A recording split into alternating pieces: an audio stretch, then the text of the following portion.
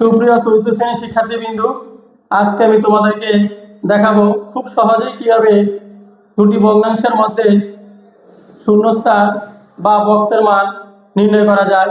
দেখো এখানে 3/2 6 বক্স, 3/2 এখানে 3 হচ্ছে হর, 6 বক্স এখানে হর হচ্ছে 6।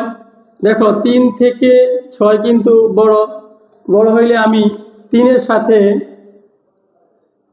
কত গুণ করলে আমার 6 হয়, 3-এর সাথে 2 গুণ করলে 6 হয়। তাহলে দেখো এখন আমি 2-এর সাথেও আমি 2 গুণ করব, তাহলে হয় আমার 4, অর্থাৎ এই বক্সের সংখ্যাটি হবে আমার 4। আরেকটি অঙ্কের মাধ্যমে তোমাদেরকে দেখাচ্ছি। দেখো এখানে হচ্ছে 9/3 সমান 3 বক্স। তাহলে এখন দেখো 9/3, এখানে 9 হচ্ছে হর, 3 বক্স 3 হচ্ছে হর। 3 দিয়ে আমি এখন এই সংখ্যাটাকে ভাগ করব। কেন ভাগ করব? এখানে এই সংখ্যাটি থেকে এই সংখ্যাটি বড়, যদি বড় হয় তাহলে আমরা সংখ্যাটিকে 3 দিয়ে ভাগ করব। দেখো 9-কে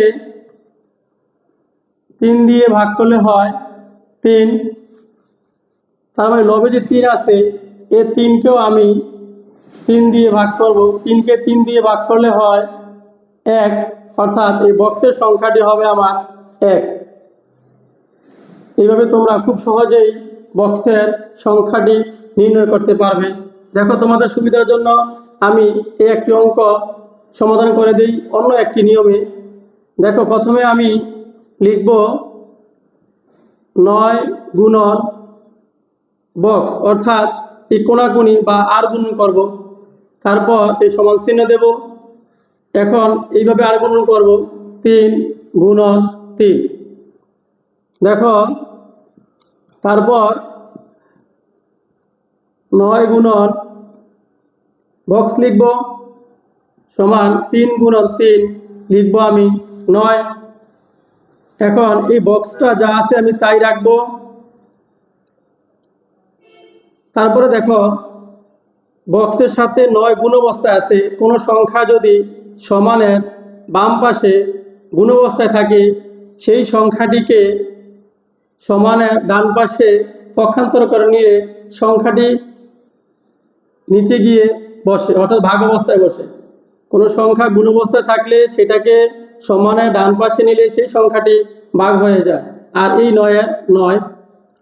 এখন দেখো আমি যদি 9-কে 9 দিয়ে ভাগ করি, 9-কে 9, 9-কে 9, অর্থাৎ আমি 1 পাই। সুতরাং বক্স ইকুয়াল হবে 1, অর্থাৎ বক্সের মানটা হবে আমার 1। এই যে বক্সের মানটা হবে এখানে আমার 1।